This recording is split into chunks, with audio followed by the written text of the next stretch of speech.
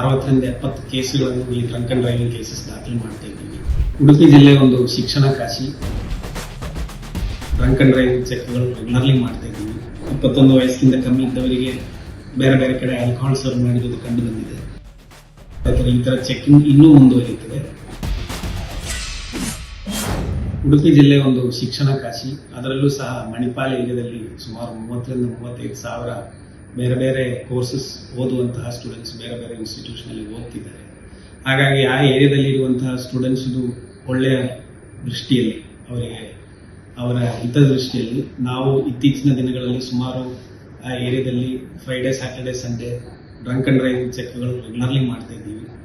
Almost ಪ್ರತಿ ವಾರ 60ರಿಂದ 70 ಕೇಸುಗಳನ್ನು ಈ ಡ್ರಂಕ್ ಅಂಡ್ ಡ್ರೈವಿಂಗ್ ಕೇಸಸ್ ದಾಖಲು ಮಾಡ್ತಾ ಇದ್ದೀವಿ.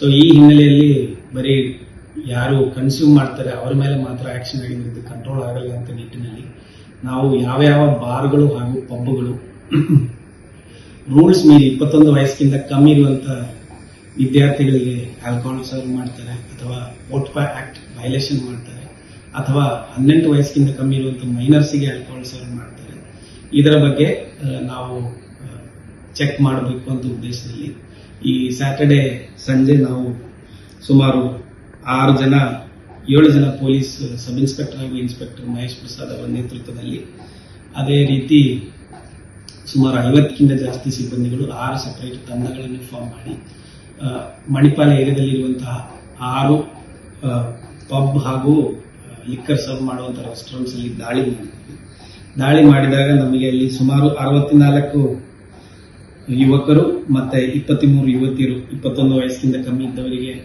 ಬೇರೆ ಬೇರೆ ಕಡೆ ಆಲ್ಕೋಹಾಲ್ ಸರ್ವ್ ಮಾಡಿರುವುದು ಕಂಡು ಬಂದಿದೆ. ಅದೇ ರೀತಿ ಒಂದು ಕಡೆ ಜುವೆನೈಲ್ ಆಗಿರುವಂತಹ 18 ವಯಸ್ಸಿಗಿಂತ ಕಮ್ಮಿ ಇರುವಂತಹ ಒಂದು ಅಪ್ರಾಪ್ತ ಬಾಲಕನಿಗೂ ಸಹ ಆಲ್ಕೋಹಾಲ್ ಸರ್ವ್ ಮಾಡಿರುವುದು ಕಂಡು ಬಂದಿದೆ. ಈ 6 ಬಾರ್ ಅಂಡ್ ರೆಸ್ಟೋರೆಂಟ್ಸ್ ಹಾಗೂ ಪಬ್ಗಳ ಮೇಲೆ ನಾವು ಎಕ್ಸೈಸ್ ಆಕ್ಟ್, ಕೋಟ್ಪಾ ಮತ್ತು ಜುವೆನೈಲ್ ಜಸ್ಟಿಸ್ ಆಕ್ಟ್ ಅಡಿಯಲ್ಲಿ ಪ್ರಕರಣವನ್ನು ದಾಖಲು ಮಾಡಿ ತನಿಖೆ ಮುಂದುವರಿಯುತ್ತಿದೆ. ಈ ತರ ಆಕ್ಟಿವಿಟಿ, ಈ ತರ ರೈಡ್ಗಳು, ಅದೇ ತರ ಈ ತರ ಚೆಕಿಂಗ್ ಇನ್ನೂ ಮುಂದುವರಿಯುತ್ತದೆ. ಯಾವುದೇ ಕಾರಣಕ್ಕೆ 21 ವಯಸ್ಸಿಗಿಂತ ಕಮ್ಮಿ ಇರುವಂತಹ ಯುವಕರಿಗೆ ಆಲ್ಕೋಹಾಲ್ ಸರ್ವ್ ಮಾಡಬಾರದು ಅಂತ ಕಟ್ಟುನಿಟ್ಟಾಗಿ ಮಣಿಪಾಲ ಮತ್ತು ಉಡುಪಿ ಜಿಲ್ಲೆಯಲ್ಲಿ ಪಾಲನೆ ಮಾಡಬೇಕು ಅಂತ ಉದ್ದೇಶದಿಂದ ಹಾಗೂ ಇದರಿಂದ ಬೇರೆ ಬೇರೆ ಆಗುವಂತಹ ಸಮಸ್ಯೆಗಳನ್ನು ತಡೆ ಮಾಡಬೇಕು ಅಂತ ಉದ್ದೇಶದಿಂದ ನಾವು ಮಾಡ್ತಾ ಇರುವಂತಹ ಕ್ರಮ.